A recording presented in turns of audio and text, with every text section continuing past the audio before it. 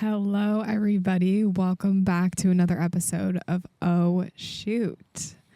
If there's one episode you should be watching on YouTube, it is this episode because we are currently at our campsite in Malibu, California. Our first ever episode outside. Probably first and last, to be honest. And I'm joined by Charlie. Good to be back. I don't know. I feel like we could do like a porch session. At our house? Yeah. That's true. Yeah. Maybe. Yeah. We'll workshop it and get back to you. Yeah. So we're at our campsite right now, and we were like, we might as well record an episode. And I promised you guys an episode with Charlie. So here it is. Actually, I think I was the one that said it on my previous episode. I was like, maybe we could do one on the road trip. Yeah, you did say that. And then I felt like pressured to do this. Well, here we are. So I'm currently wearing the Creative Tea merch if you're watching on YouTube. And I just want to let you guys know that I just dropped 2 merch designs on my merch shop, So go check them out. I'm Busy Being a Creative Tee. It's like white, oversized drop shoulder with like a cute camera design. This design is a little bit different than anything I've ever dropped. So that's fun. And then the photographer era hoodie is also available.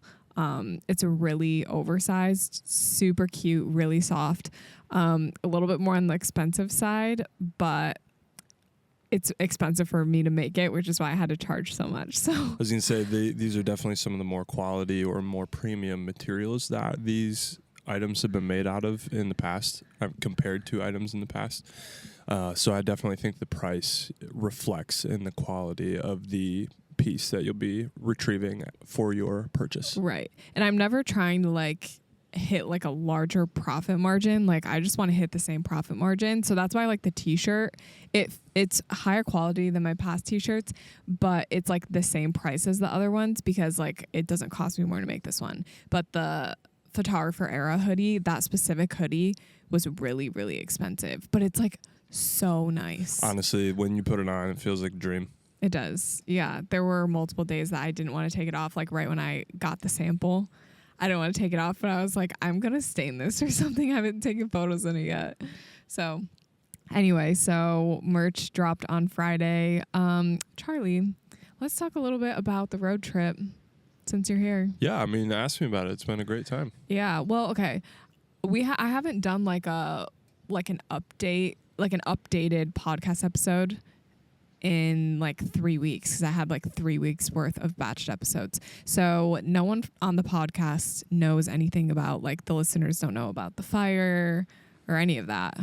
Do they even know like the itinerary outside of seeing it on social media? Yeah, I think so. I think I shared where we were going. But basically, the big thing that happened to us on this road trip was the fact that our tire flew off our camper while we were driving, sparked and started like a mini wildfire in Texas. And we couldn't do anything about it. We just had to drive away from the camper because the tire came off and there were just flames everywhere. I like vlogged the whole thing, so I'm sure some of you guys have watched my vlogs, but I personally was not like, I was over like trying to get the tire and Charlie was trying to like handle the whole fire situation. I didn't even know there was a fire. Like I was off trying to grab the tire, like rolled really far ahead. Cassidy was kind of like lollygagging, just skipping along the side of the road, going to get the long lost tire that we saw roll past our car as we were pulling over to the side of the road. Yeah. And I'm like going back to check on the camper. And in that moment was when I saw the fire start to like kick up on the side of the road. It was because when the wheel fell off of our camper, we only have a single axle camper, so the actual camper was just dragging on the metal subframe on the road. So it created a bunch of sparks when we were pulling over to the side of the road, and that was when the grass was so dry in northern Texas, and it just kicked up a little fire on the side, and it was like a grass fire on the side of the road. So it was pretty crazy because I tried to grab the fire extinguisher out of the back of the camper when I first noticed the fire, but it was such a small fire extinguisher that I used it all really fast and didn't end up being able to put out the entire fire, only like a portion of it. And so then my mind was racing. I was like, well, I didn't get this fire put out and I can't move the camper. So the and camper's I don't gonna want to lose the truck, so I started like scrambling to get the truck disconnected from the camper. Yeah. And basically, we just like Charlie drove away from the camper, picked me up because I was still like getting that tire. And basically, we're sitting in the car and he was like, I think I need to call 911. And he was like trying to open his phone. His phone like wasn't, sometimes your phone gets like stuck on a screen or like it starts to glitch and you can't like go to your home screen. Or it gives you like 15 different pop-ups when you're trying to get into something. Like, why are you asking me about all this stuff right now? Like, do you want to update your phone? Do you want a software update right now? Do you care if we track your whatever so we can give you more targeted ads or whatever? Like, no. Don't. Can we ask you about your extended warranty? Wrong time, Apple. Honestly. So he was like trying to do something on his phone and it wasn't letting him pull up his phone app. So then I called 911 on my phone and Charlie talked to them. And then I've like took a vlog video of like the whole call, and like in the back of the rear view mirror of our truck, you can literally see like flames all around our camper. And basically what ended up happening was we had to take our camper to get repaired. So that the guy said it was going to take a day. So we got a hotel in the town that we were in. It's Dalhart, Texas is what it was called. And I had a few people say that they like got stuck in Dalhart, but one girl specifically said that her tire came off in Dalhart and she got stuck in Dalhart as well. And I'm like, this can't be a coincidence. I think Dalhart, Texas is kind of like the Bermuda Triangle, but of kind of like the plains states, as you're between the different areas of where you are coming from and where you need to go. Yeah. And Dalhart just kind of sucks people in. It sucks you in. You can't get out. And that was exactly what happened to us. We couldn't get out. There's nothing to do. We ended up going to the Dust Bowl, Yeah. which is like a bowling alley in the area. We went and bowled, got like the worst food, worst drinks of our life. I'm pretty sure I got like food poisoning from the food there. We stayed at a hotel. Thankfully, they had like a brand new hotel in the town. Like literally this thing had to have been like a month old. This hotel was so nice. Like it didn't even feel like anyone had ever stayed in our room. They had a Texas-shaped waffle maker. Yeah, in the lobby. That was cute. Yeah. So our hotel experience was fine, but we did have to cut out White Sands National Park. What's funny? I'm just laughing at the waffle maker. Thinking about how glorious that waffle was, my Texas waffle. It was pretty cute, yeah. Anyway, we had to cut White Sands out of our trip, which honestly was probably the most diverse thing we were going to do, like unlike anything else we were doing on the trip. Yeah, for sure. So that did suck. I had like a whole photo shoot outfit planned for that, just like photos of me, but so we had to cut that out. I'm going to do the photos of me in Palm Springs, I think. But anyway, so that happened to us. That was pretty crazy. Yeah, I mean, as far as what actually happened, it was like we had wheel bearing failure. It wasn't greased well enough, and just the wheel bearing seized up, and it literally, the excess in heat caused the wheel hub to shear off from the axle. So we ended up needing to get a new axle and everything. And now I know in the future to keep a really close eye on my wheel bearing grease. Yeah, that means absolutely nothing to me. And I'm sure a lot of listeners are like, okay. But thank you for sharing that. Yeah, just our man Diego, big shout out to him and his truck service stop in Dalhart. He sourced all of the parts in a half a day and then got the entire thing swapped out and ready for us by the evening of the next day. So that's true. Got us back on the road. That's very true. Yeah. So on this trip, we've had a couple of goals on the trip. One of them for me has been to get like outfit pics.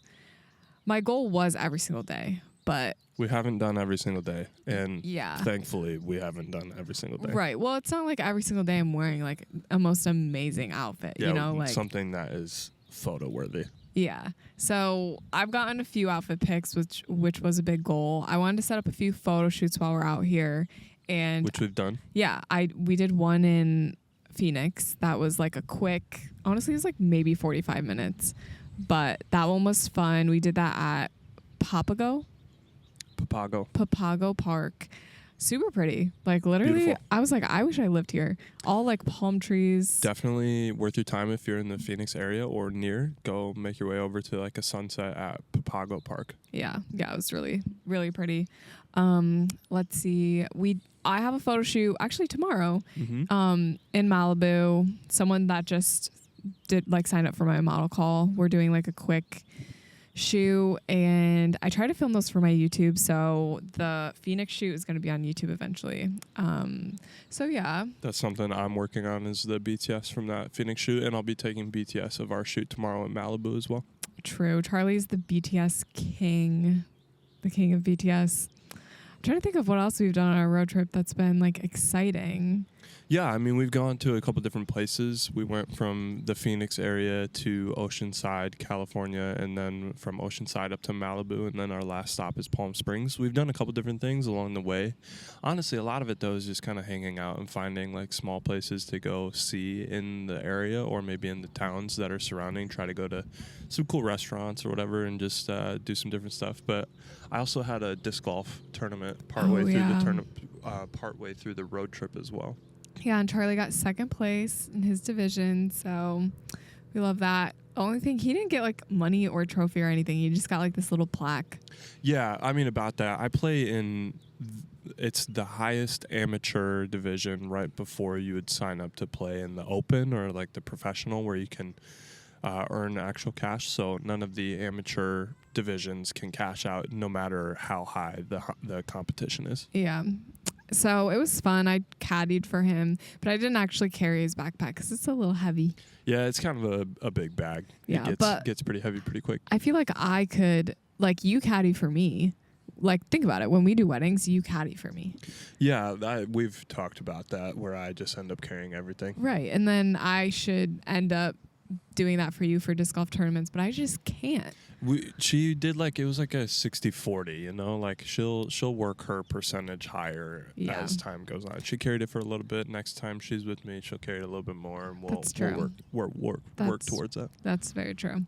Another thing that happened while we were on this road trip is I did that giveaway with aftershoot, which was a big deal. Yeah, and honestly, if I have any new listeners from the giveaway, hello, thank you for listening. Yeah, thanks for stopping in. Yeah.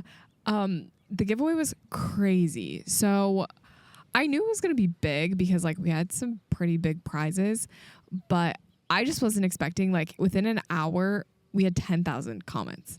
Like, yeah, and then it ended up like being close to 70,000 total. Yeah, it was 70,000 comments. Like, literally crazy. I gained like over 10,000 followers. Aftershoot, I think, gained 20,000 followers. Like, it's just absolutely insane. Like, mind blowing. I'm like, I should do a giveaway every month. Like, oh my word. This is fun. Well, big shout out to Aftershoot for kind of hooking everything up and being willing to take part in that. And yeah, it was cool to see it come together. Yeah, it was really fun, honestly. So yeah, photography wise, what have we been up to on this road trip? Anything? Well, I mean, I think you already covered a lot of that between just trying to get more like lifestyle photos and then some of the shoots that we've been doing with people. We've kind of messed around. I mean, not ourselves, but one of the photographers we met up with in San Clemente did a lot of really cool film stuff, which was cool to see. It was hilarious when we were in the shoot. She had like 4 different cameras that were all strapped to her as we were going around. So it was just pretty funny to see how she was like working through and kind of going through all those different phases of wanting to get stuff on this, wanting to get stuff on this, wanting to get stuff on this. But she was like handling it like a champ and did a great job. Yeah, I have mixed feelings about film, to be honest. So, hi guys, it's Cassidy, and I'm gonna show you the fastest way to edit your photos. I like to use AI in my workflow to speed up my editing and culling process, and that's why I use Aftershoot. Let me show you how I do it. So first, I'm gonna go into Aftershoot and I'm gonna create a new album. Then I'm gonna choose the raw JPEG option and I'm gonna locate my raws. You'll notice that in Aftershoot, I can very easily switch between the cull and edit tab, and it just makes for an overall seamless experience. Now I'm gonna switch to the cull tab and I'm gonna have Aftershoot cull my photos with AI automated culling. And once I hit the cull button, Aftershoot's actually gonna give me the option between AI automated culling and AI assisted culling. Today, I'm gonna use the AI automated culling. Then Aftershoot's gonna ask me what type of shoot this is. I'm going to say that it is an engagement shoot. And I actually wanna be super selective with this specific gallery. So I'm gonna have Aftershoot only select a few amount of photos for me. And then I'm gonna hit the start culling button and Aftershoot is going to work its magic. What I love about Aftershoot Aftershoot is they have a marketplace where they have over 30 pre-built profiles for you to choose from. You can go in and preview any pre-built style in the marketplace, and you can use the little sliders to see before and afters on different photos and what it would look like. I'm just gonna go in quickly and review all the photos and make sure that I like all the ones that it's selected. And now that I've reviewed all the photos, I'm gonna export these 92 photos. Now I'm gonna switch over to the Edit tab in Aftershoot, and I'm going to work on getting my photos edited using Aftershoot's AI-assisted editing. I do want to note that I made my own Matcha Glow profile under the AI profile options within Aftershoot. So this is my own personal AI profile that I prefer to use for my editing style. So that is what I'm going to choose when I'm doing the editing portion of this video. It's super easy to make your own customized AI profile in Aftershoot, or like I said earlier, you can always head on over to the marketplace and check out the options there. So I'm gonna select the Matcha Glow profile. What I love about Aftershoot is they just added this new crop feature, and they allow you to crop super customized. So you can actually choose to crop loose or aggressive. And I'm gonna choose aggressive in this case. And you can also choose a custom ratio if you have a specific cropping ratio that you prefer. I'm going to leave mine as default. Now I'm gonna let Aftershoot edit the culled images, and I'm gonna hit edit photos. Now I'm gonna let Aftershoot edit my photos for me, and I can take a break and come back to see if my photos are ready. Another thing that I love about Aftershoot is they have 24/7 online support. If you ever feel like you need help with something, you have a technical issue, you can hop right onto the Aftershoot app, go to their online support section, and get help there. The best part about Aftershoot is it takes minutes. It hardly takes any time for all of my photos to get edited. I think in total for these 92 photos that I edited with Aftershoot, it took a total of maybe 2 minutes to cull and edit my photos. And now I can go in Aftershoot and just review all the different edits that it made to all of my images. I exported my photos from Aftershoot right into Lightroom Classic, and I can just go in and review my edits here. Honestly, Aftershoot did a great job editing all my photos. They're exactly how I would have edited them, so I'm super happy with how this gallery turned out. Aftershoot allows you to seamlessly edit your raw photos right within Aftershoot. This allows you to expand your editing capabilities beyond Lightroom catalogs or Capture One sessions. Now you can export edited images to Bridge, Photoshop, and Lightroom Cloud. What I love about this is it makes the process so seamless going between Aftershoot and your editing platform. All the more reason to check out Aftershoot and try it today. Aftershoot is seriously a game changer when it comes to editing and culling your photos. If you want to take your editing time from hours to minutes, try Aftershoot for yourself at the link in the description. Aftershoot is also offering a free 30-day trial for all Oshoot listeners. So guys, make sure to check out the link in the description of this episode. I promise you, Aftershoot is going to change your editing game. Thank you so much for watching, and let's get back to the show. So I brought my film camera on this trip, and I don't know, like during the shoot, like it does cause you to like slow down and really think about like your poses and stuff, especially if you've got like a manual focus camera. You really have to like slow down and think about what you're taking photos of, because like you can only take one photo and then you gotta reel it or whatever, which is nice, like, causes you to slow down. But I also think sometimes it creates a little like less authenticity within posing, because it's like you have to kind of hold a pose for quite a bit of time, unless you're like doing movement poses where you just like have them keep doing your pose, like walking, like you just keep having them walk. But I feel like with film, having more standstill poses is more of the vibe anyway. For sure. It's definitely a lot more rigid of a process from the posing standpoint, for sure. Like I don't understand how photographers, they must have point and shoot cameras or like just auto shoot film cameras, because if you're doing like an exit at a wedding, like a sparkler exit. Yeah, I mean, I'm sure finding the right balance of something that is able to do the autofocusing as you're shooting, but still capture on film. Yeah, I mean, there's got to be something, because there's no way we would do that with the film camera we have. Right. No, there definitely is. Like, there are things out there that exist like that. But I don't know. Like, going into this trip, I was like, oh, I'm going to be a film photographer. I literally have like 5 rolls. Like, I brought 5 rolls, and I was like, I'm going to use all these rolls. I still have not made it through 1 roll. Like, I don't know what it is about it. It's like inconvenient to bring my film camera. Yeah, I think that's the biggest thing is the inconvenience of it. You have to be really intentional with the process, and there just takes a lot of planning, and it's not as easy as just being able to whip out your digital camera and being able to take the photos and run. Right. Like I could literally fit my digital camera in my pocket and then just take the photo. And I like how the photos turn out better on like my Canon PowerShot, to be honest. Yeah, I mean, I think part of that is just because you're not necessarily familiar with film. So there's just a layer of, there's just a lot more like barriers to entry of getting good at film, and then also like finding your rhythm with film to be able to do it well and to do it quick. It's not something that would be fast for either one of us at this point. And then another thing is like finding a film lab. Yeah, that's a completely different thing as well. That just becomes an issue if you don't have a consistent spot to get it developed at. Seriously. Like, I think the place I would prefer to do it, I don't remember what it's called, but it's like a place that you like mail your film in. So that would take like a couple days easily. Mm-hmm. Like, I don't know. There's just something, I just love the instant, like being able to instantly see my photos. I don't know. Yeah, I mean, that's instant gratification. Yeah. And honestly, like, I don't think the film quality turns out great. Like, I don't think the end final photos turn out super high quality. Yeah, I mean, and there's so many variables to that because it could be on our end, but even if you do go through and shoot well from a technique standpoint and take your time in the process, you could get it messed up in the development side if you're not the one developing your own photos. Like if you send your film off to somebody else, that's true, they could mess it up too. So yeah, there's just a whole host of reasons as to why your film could be bad. True. And honestly, it's probably user error. Like it's probably me. I'm the problem. Well, I'm not trying to say that directly, but I'm just saying there could be a lot of different things. Yeah. So anyway, brought my film camera. That's been quite a development. I bought 2 different types of film.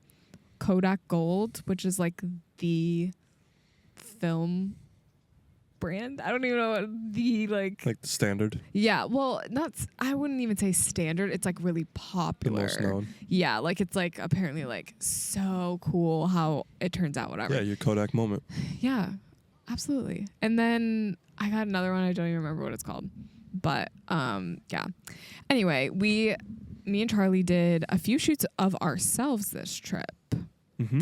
And this was just kind of like, well, we like to have our photos done this time of year when we do this trip because we've been doing it since we've been married. So like we have photos from this time of year every single year.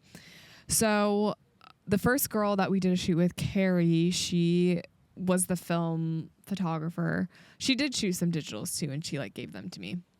But she, I think she reached out to me, or like I did a mentorship with her, and then we kind of like I found out she was going to be in the area, so we did like a little. It was going to be a photo swap, but then it was just ended up just being us, just like modeling.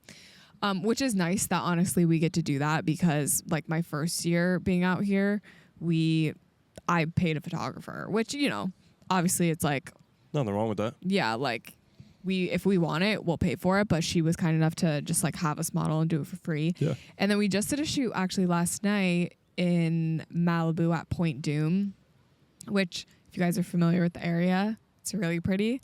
Beautiful. Yeah, it's like a beach. And Owen Wilson goes there all the time. Oh yeah, that's what I was gonna say.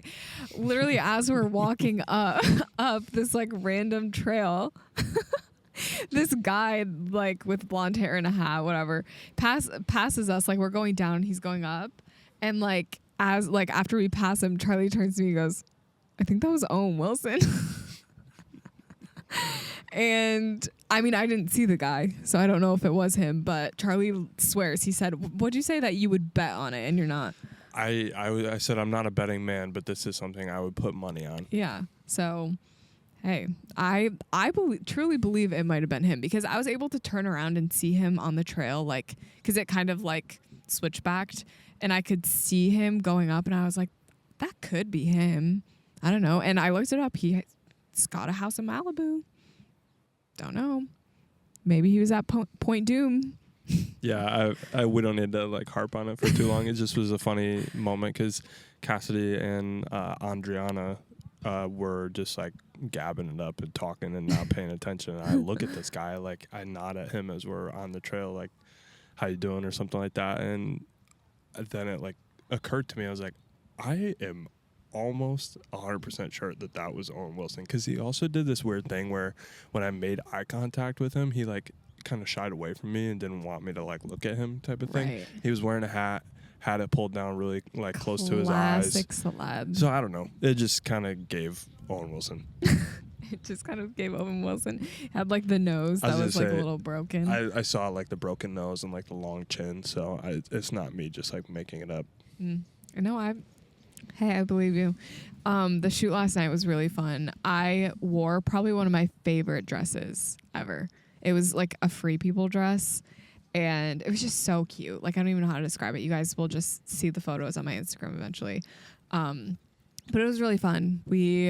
I don't know. Yeah, it was a beautiful dress, honestly. In the night, like thanks. the sky was beautiful. Yeah. Yeah, it was really cool how it came together. I'm excited to see like the final product. Yeah. She gave me some of the digitals that I can edit if I want to. So I might get working on those. But yeah, so we did 2 photo shoots while we're out here. Super fun. Just honestly, it gives like me a cool chance to kind of experience a photographer from the other side of it. And like, I noticed some of the things that each of these photographers did that I'm like, oh, I really liked this. Like, I felt like this direction was really helpful or whatever. Like, so it kind of just puts you in the place of your client a little bit, which is always good to kind of have that experience so you can know like what you can do better, maybe pick up on some things that maybe you need to work on, or you're like, oh, I don't do that. Like, I don't talk to my couple continuously while I'm shooting.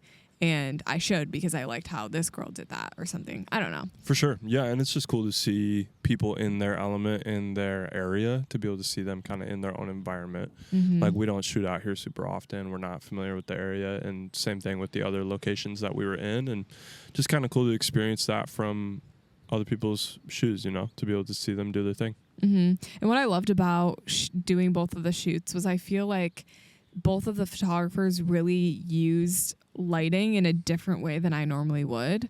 So it was cool to see like how they weren't always shooting directly into the sun backlit. Like, they were using like even like shadows and like different stuff to just really highlight certain parts of the image, which I thought was really fun. And honestly, it's nice because then you don't always have to have like the most picture perfect background, because you can kind of like shoot in areas that maybe don't have the best lighting, but you're able to kind of work with it, if that makes sense. For sure. Which is just something different than what I do.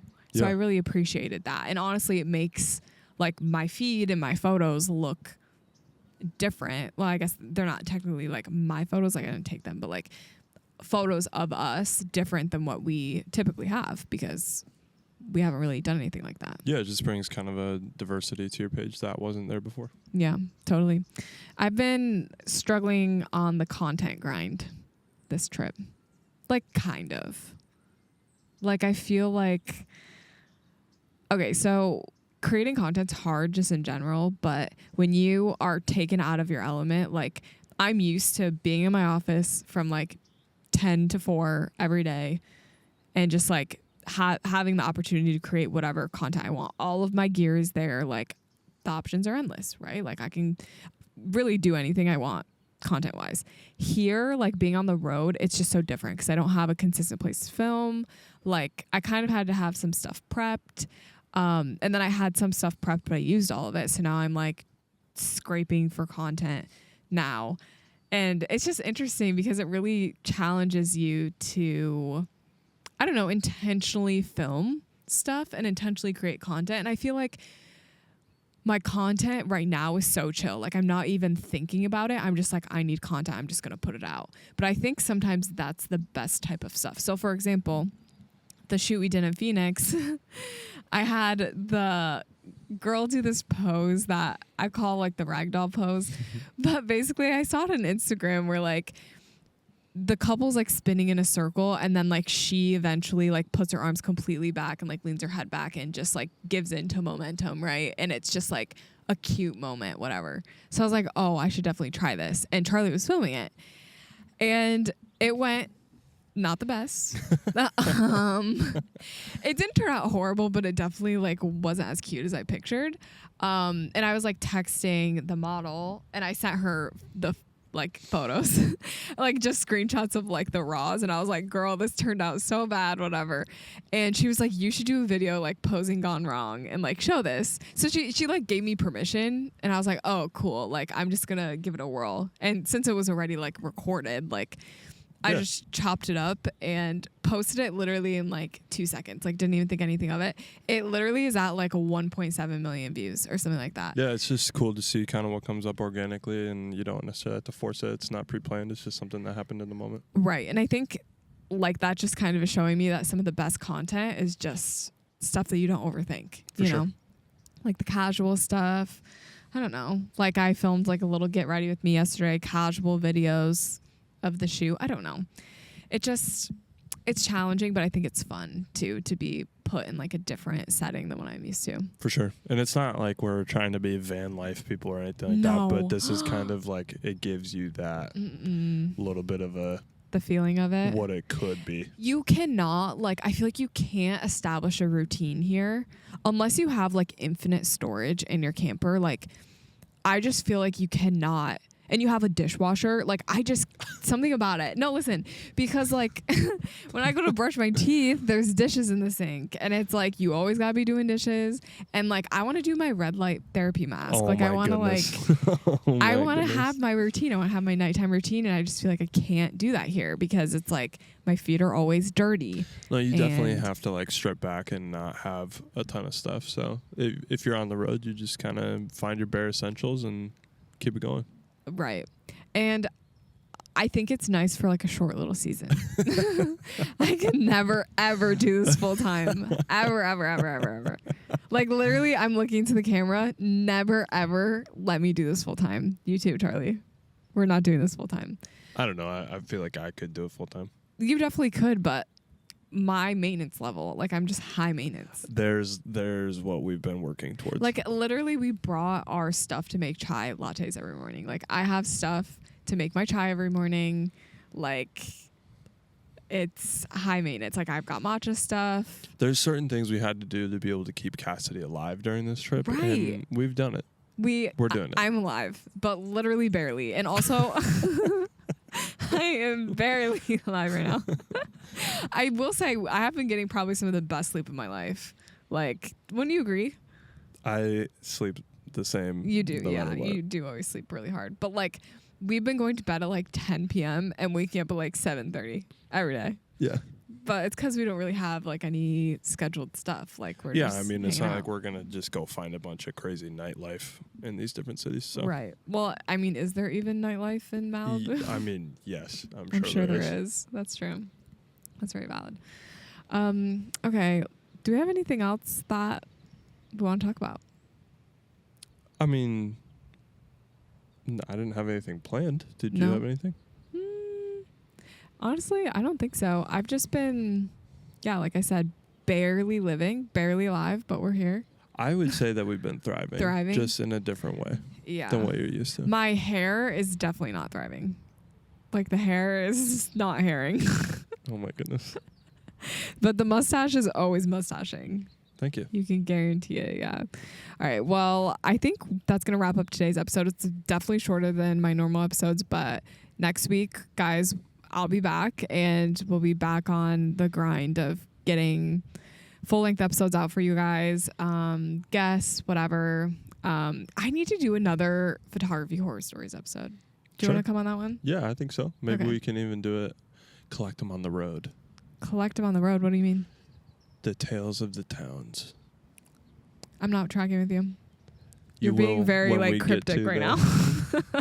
No, I'm just collecting stories from different cities as we go. Oh, you mean like our stories? Anybody's. What are you? I like literally don't know what you mean. It's okay. Don't worry about it. Okay. You'll find out when we do it. Oh, so you're hosting that episode? Exactly. Okay, I guess so. All right, guys, thank you so much for listening to this week's episode. Go follow the Shoot Podcast on Instagram, YouTube. You can watch all episodes there. Give us a rating, a review. We'll be back next week. Thank you guys so much for listening. Bye. Have a good day.